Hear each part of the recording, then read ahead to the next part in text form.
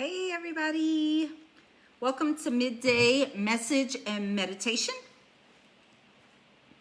Message and meditation. Message and meditation.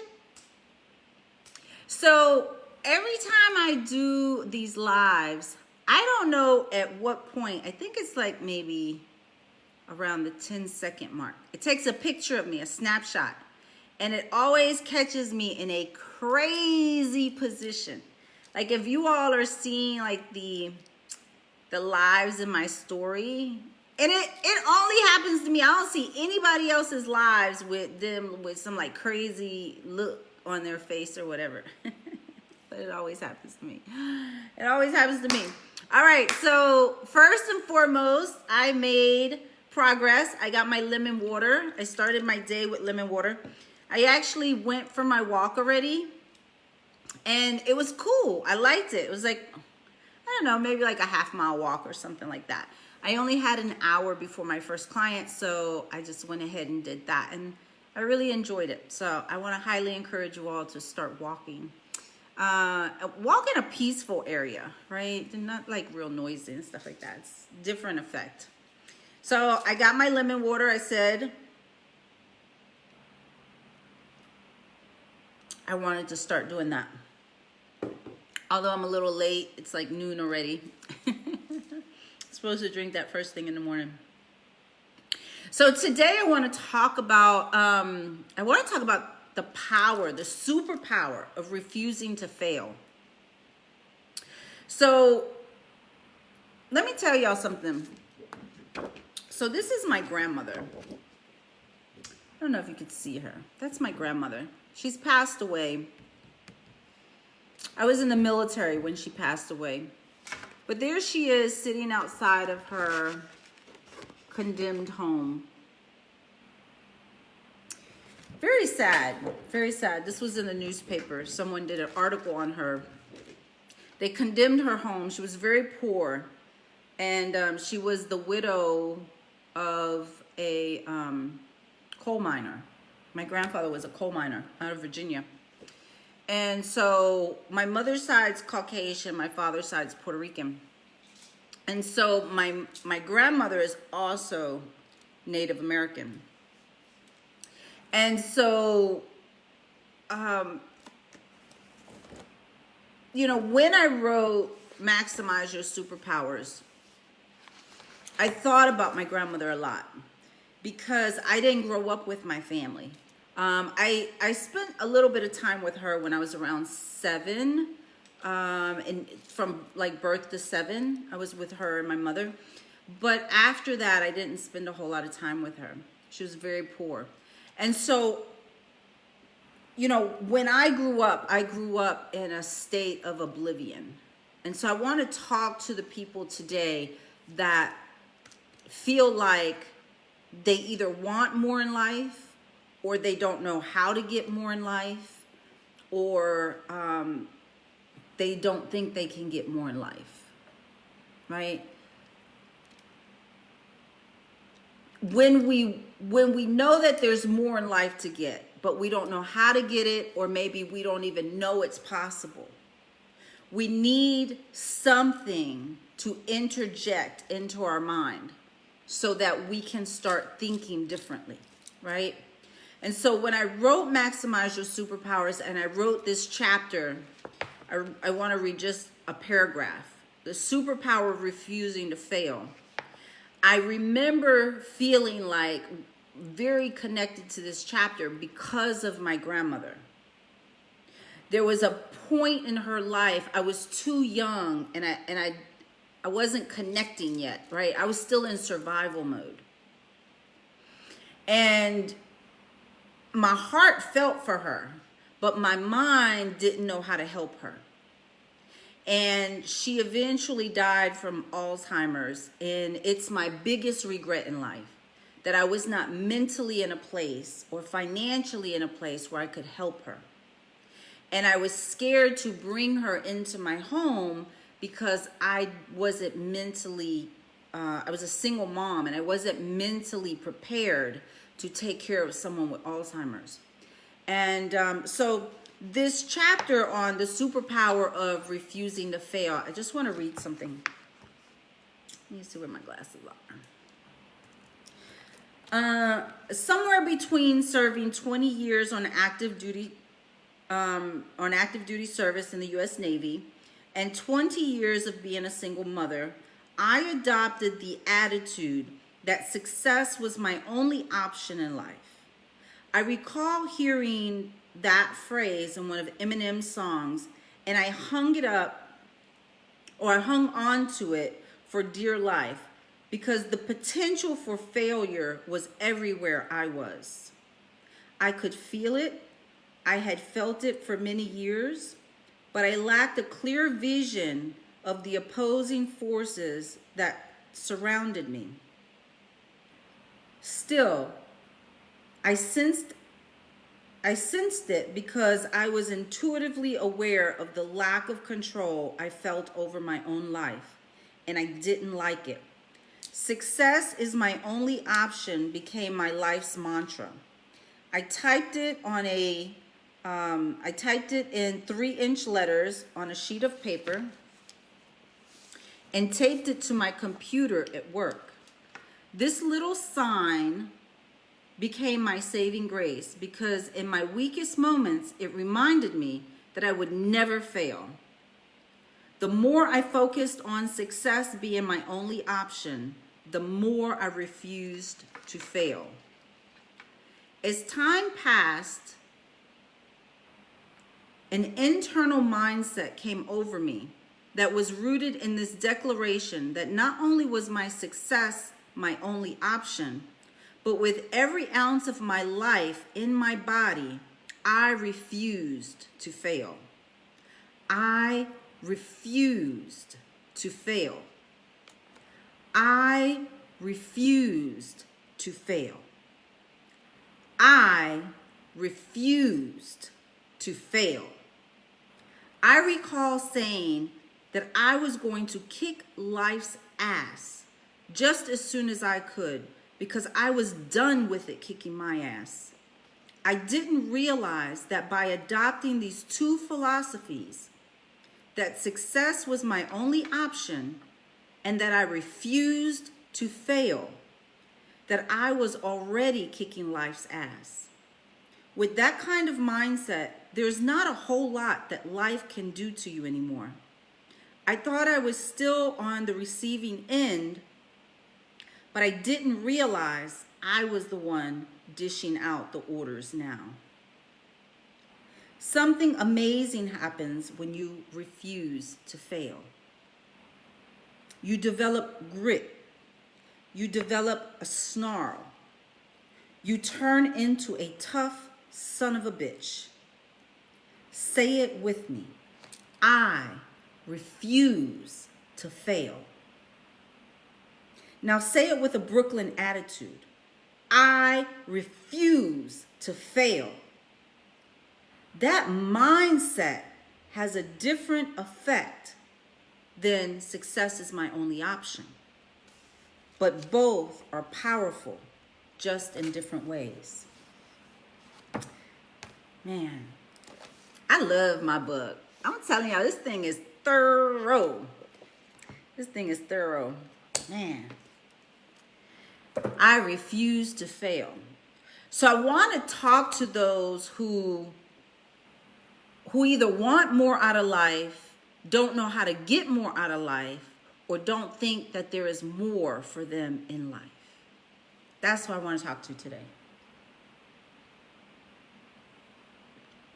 I want you to know my grandmother, man, she was a tough cookie. She could have had more in life. Had someone told her.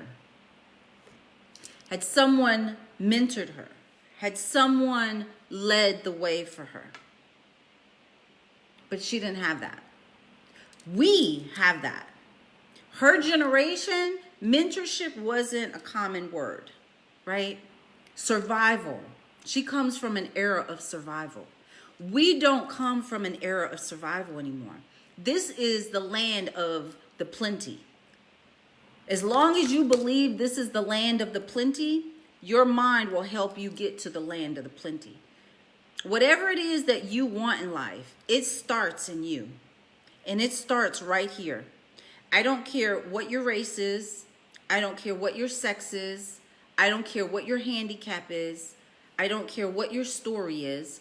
I don't care what your trauma was that you came from. Nothing in life can stop you except for yourself. Nothing can stop you. And I'm telling you because I know. God, I do this every day. I need to bring a bib. I need to bring a bib. Dang, I didn't realize it was open. Nothing can stop you but you. This is ridiculous. I do this every day. I make a mess. Let's start it with something simple.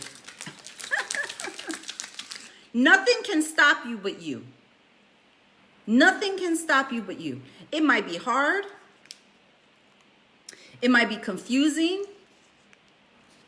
It might be dark. It might be a journey. But whatever it is that you want in life, you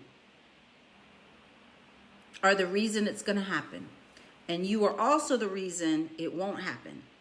If you allow it not to happen, you're the reason it doesn't happen.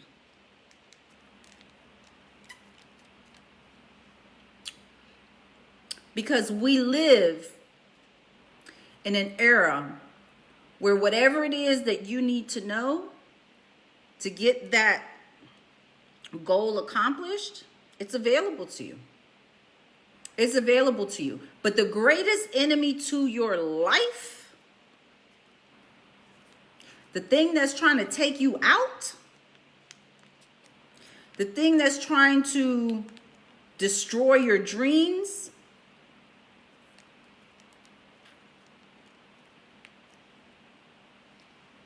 is right here.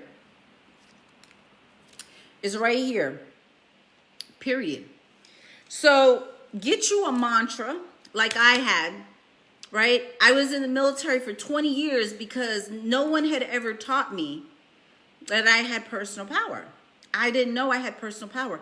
I had never been taught how to take control of my life. She did not think. We got to use our mind. We have to use our mind in a way that benefits us. So if you align with the mantra of success is my only option and I refuse to fail, there's not much that life can do to stop you. Success is my only option and I refuse to fail. When you put those two mentalities together, that's a powerhouse. And that was my saving grace. Every day I went to work, I had that sign up. Success is my only option. Success is my only option. And at some point in life, I refused to fail. I refused to fail because this lady, she died a death that was indecent. She didn't deserve that. She died alone. She died poor. She died miserable. She died in the deepest struggle of anyone I've ever seen in my life. And she didn't deserve that. And I remember living with my grandmother when I was a child. And I remember what it was like for us not to have heat because she didn't have money to pay the electricity bill. And she lived in just a broken down row home in what you would call, I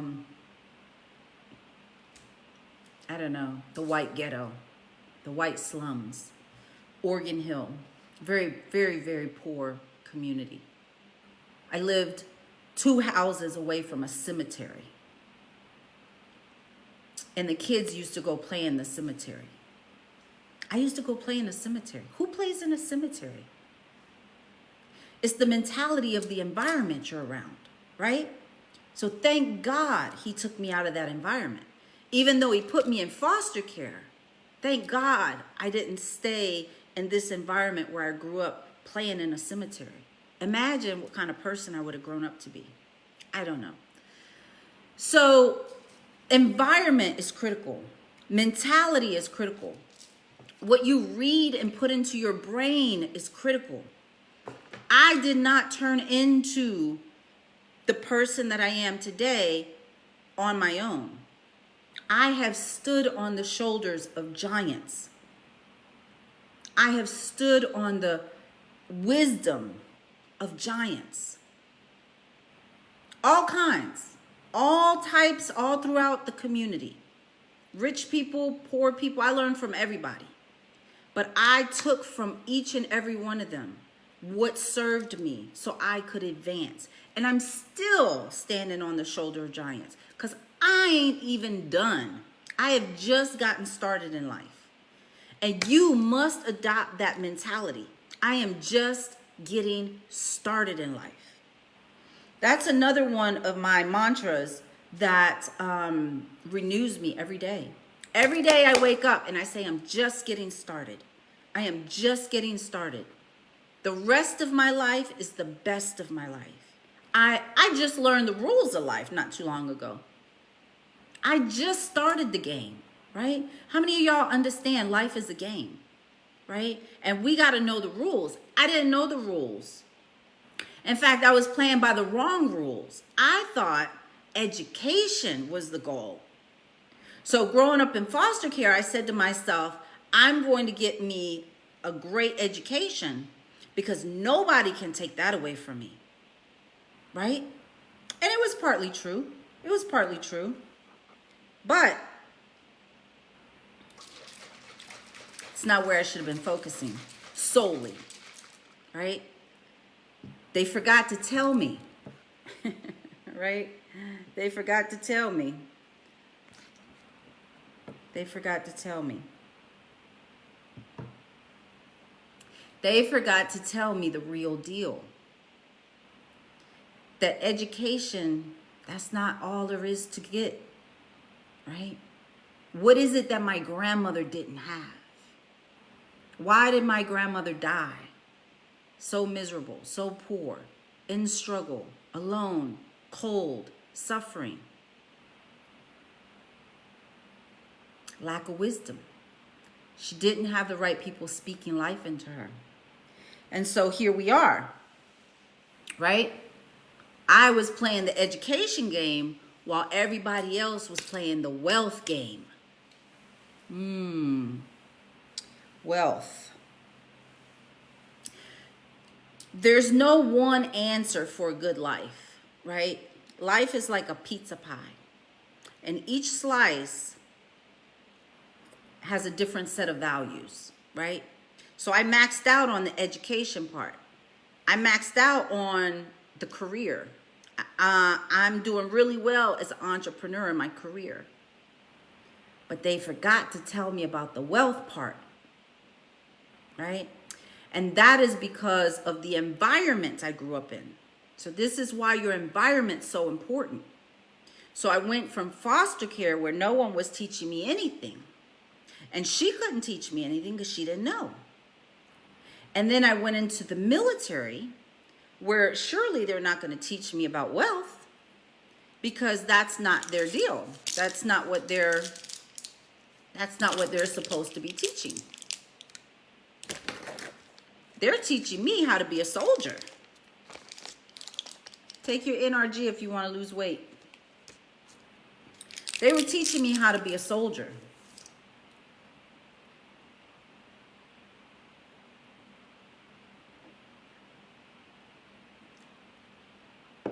How to go to war. How to work for them. how not to think for myself. So by the time I retired, I was just learning about wealth. I was just learning about making my own money, right? That's why I'm in this business. This is health and wellness. This is something I align with. You want to get in business with something you align with, something that you believe in, something that you're a part of. I'm a therapist because I'm in alignment with that, right? So everything that you get involved with in life, make it purposeful. So for the people who feel like they want more in life, but they don't know how to get it, or they don't know how to get it, or that there's nothing else out here in the world for you, I want you to understand that yes, there absolutely is. You just have to get in alignment with it. That's right, Don. Your health is your wealth, right? We don't know that when we're younger because we're busy turning up sometimes, but absolutely. That's why now I'm all about my water with lemon.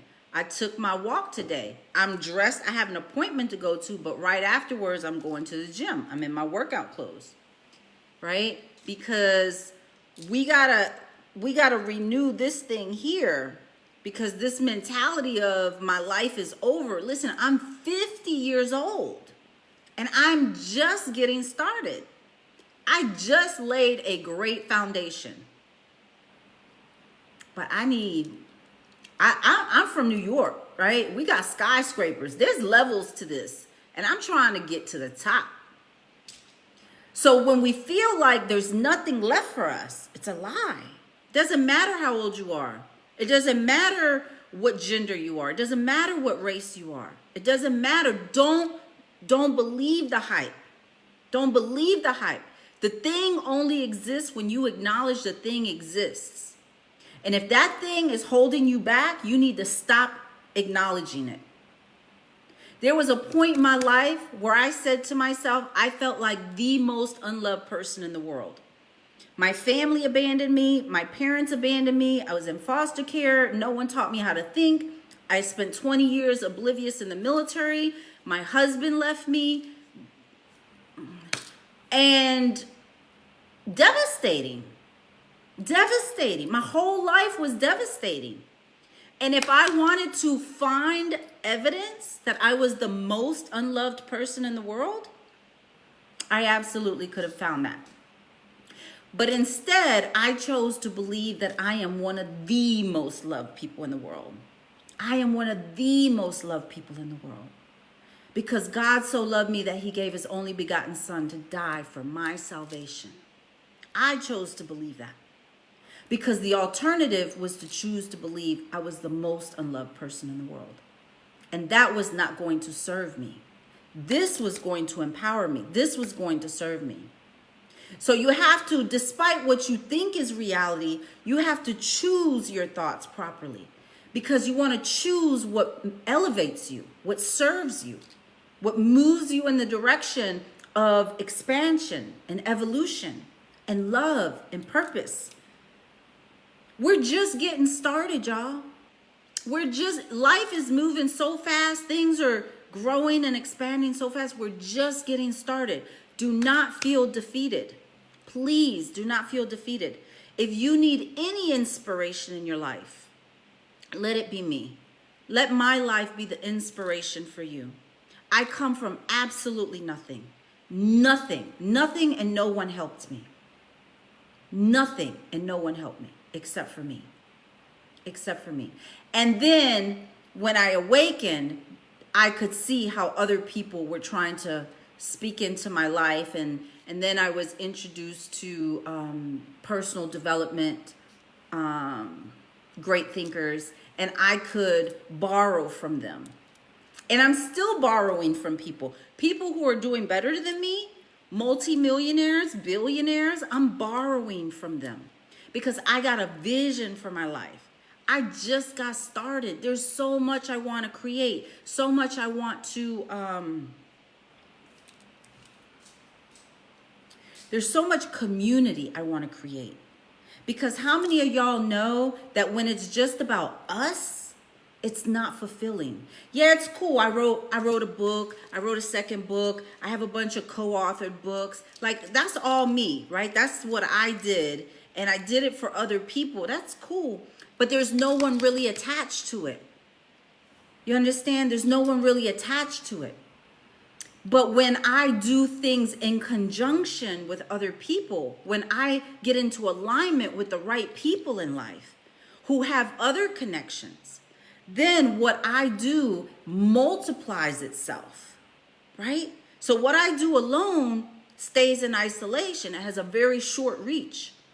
But when I do it for purpose to help other people, now I can expand. Now I can create community. Now I can speak one time and it reaches the masses, right? Because now I have connection to other people. So when you think about your own life and what you want to do, you want to get very purposeful and think about, who can this help? Who am I trying to serve? And adopt the mentality, success is my only option and I refuse to fail. Period. That's how you win in life. That's how you win. We're just getting started in life, y'all. We're just getting started. That's it. We're just getting started. So it starts here, though. You got to believe that. You got to believe you're just getting started. I'm just getting started. This is something most people don't know. Most people don't know that I have been struggling to get to know myself. Because I grew up in foster care, and then I spent 20 years in the military. So until I was 40 years old, I didn't have an identity. I didn't know who I was. And so at 40, I started writing books. I got my PhD. I became a therapist. So I was developing myself, right? So from 40 to 45. It's only been these last 2 years that I have consciously and deliberately been wanting to get to know my personality. Like, who am I for real, right? The first 40 years was survival. The next 5 years was grunt work, grunt identity, grunt development. Not really identity, but like my career. I was doing grunt work for my career. So I wasn't even in a position to really stand on my own yet. So when I turned 46, that's when my life started peaking. It started opening up. And I was like, okay, all the work that I had been doing, now it was starting to blossom. And so now here I am at 50, and I'm at a good base, right? I got my home, my daughter's straight, she's an entrepreneur. I just the first 50 years of my life, I'm 50. And my 50 years, I've just been trying to get here. Trying to make sure my daughter was safe and that her mind was where it's supposed to be and that she could make it in life. I'm just getting started. Everything I've achieved, the PhD, the books, the house, the real estate, the businesses, all of that's just the basics. That's just the groundwork. Now I'm ready to rock. Now I'm ready to rock. So if you 50, if you 55, it ain't time to give up. It's time to get started. It's time to get started because you know what? I'm not going out like my grandmother. I love her, but I'm not going out like her. I can't do this. I can't do this. I could if I wanted to. I'm retired military. I could sleep on that, right? I could just live off my retirement. I'm not doing that. That's not going to be me. You got to have something in you that says, roar. You got to have a lion inside of you. You got to have a beast inside of you. That's like, it's go time. It's go time. Get up, girl. Get up. It's go time. It's not time to sleep. It's not time to be like, oh, I'm 50, my life is over. No, it's go time. It's time to get up. It's time to lose weight. It's time to get in shape. It's time to take your vitamins. It's time to get your business right. It's time to get your mind right. It's time to reach out into the community and help these people. It's time to leave a legacy. It's who are doing massive things on elevated levels and say, why not me? Am I going to die? And this is all I did? Nah. No. That's not what we doing, y'all. That's not what we doing. That's not what we're doing. That's not what we're doing. You cannot get comfortable at 50 years old. You cannot get comfortable. Because if you're comfortable, you're dying. I can predict your death. If you stop elevating in life, if you stop challenging yourself, if you stop getting up to go exercise and to lose weight, if you stop connecting with the youth who need your help, if you stop connecting with other people, you're going to die. You're going to die mentally. You're going to die physically. And in time, you're definitely literally going to die. Right?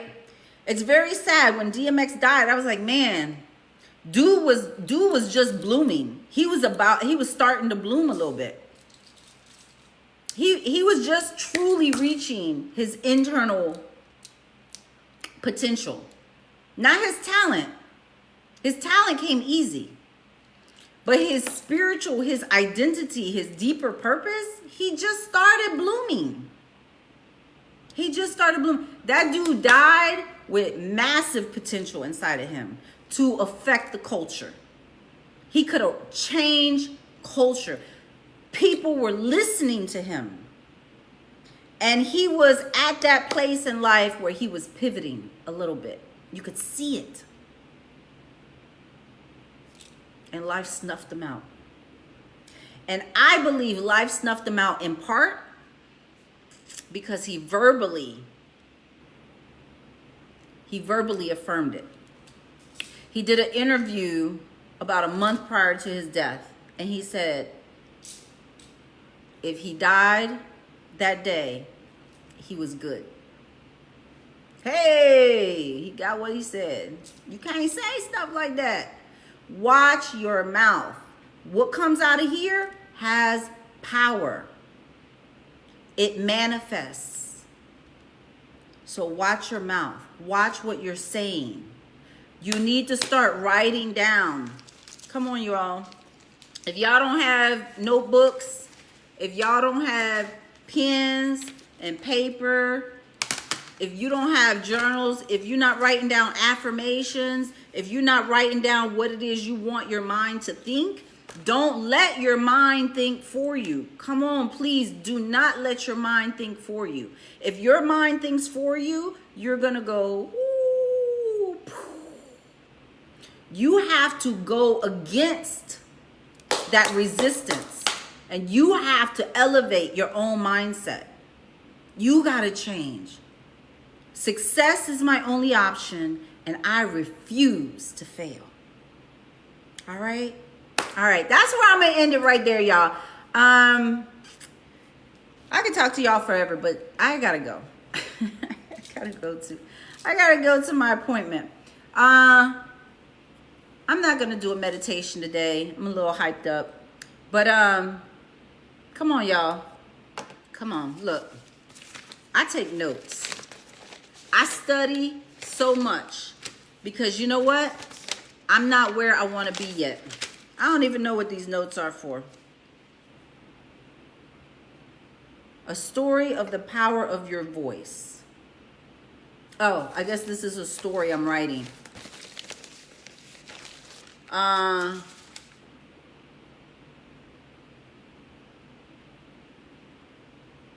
Titles. Maybe I'm getting ready to write another book. Who knows? It's titles to something. Maybe it's the story I'm writing. But listen, get what's here out. You're a creator. Align with that. What do you want to create? You need to have a triangle, right? Because you got to create a vision for yourself. So create a vision through a triangle. What are your 3 points? Purpose, financial goal, community. That could be one triangle right there. What's my purpose? What's the community I'm going to help? And what kind of financial goal can I create from helping this population of people? And then I'm going to use that money that I earn to go back into the community. That right there, that's a beautiful outline. If you don't have a focus, let that be your focus. Get a piece of paper right here. Draw it out. Purpose, community, purpose, community. Figure out what your purpose is. What are your talents, gifts, skills, and abilities? What are you naturally inclined to be interested in? Align that with the community. Who can you help? Because your life is not your own. You're here to help society in some way, shape, or form. And then as you help that community, you create a financial goal. You use that money to go back into that community to help them. So for instance, my health and wellness business, the money that I make from selling these products, not only do I benefit from being healthy, you benefit from being healthy, and any profit I make goes into the foster care community so that I can then buy products for them and buy books and teach them everything that I know so I can elevate their consciousness. That's a purposeful life. That's a life worth living. I never have a boring day in my life. Never. What's the other one? Which other one? Oh, purpose. The triangle. Purpose up here. Community. And a financial goal. So for instance, my purpose in life is to be a helper and a healer. And I do that through different avenues. I'm a therapist, I'm an author, I'm a hypnotherapist, I'm a health and wellness entrepreneur. And so everything that I do in life is connected to my purpose of helping to heal people, helping and healing them.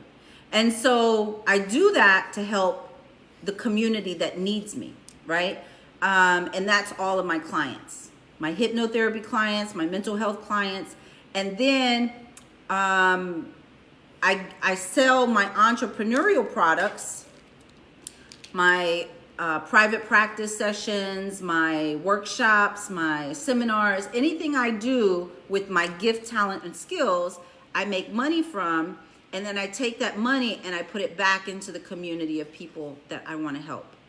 So that's the foster children and anybody else that I help with mental health workshops and stuff like that, right? So it becomes a self-sustaining thing, right? You become self-sustaining.